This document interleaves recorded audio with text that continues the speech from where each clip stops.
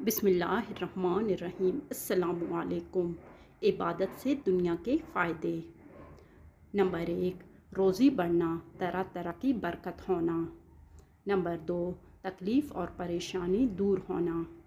Number 3, मुरादों के पूरा होने में आसानी होना। नंबर 4, लुत्फ़ की ज़िंदगी होना। नंबर 5, बारिश होना। नंबर 6, हर किस्म के बला का टल जाना। नंबर 7, अल्लाह ताला का मेहरबान और मददगार रहना। नंबर 8, फ़रिश्तों को हुक्म होना, इसका दिल मज़बूत रखो। दिल में राहत और तसल्ली रहना।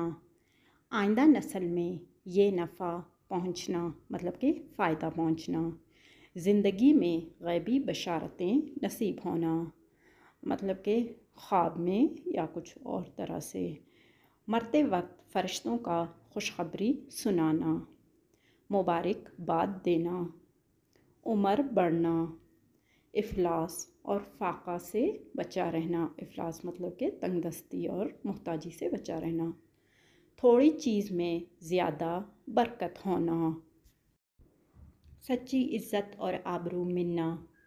मर्तबे बुलंद होना। सबके दिलों में इसकी मोहब्बत हो जाना।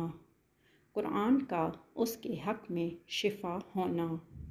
माल का नुकसान हो जावे तो अच्छा बदला मिल जाना।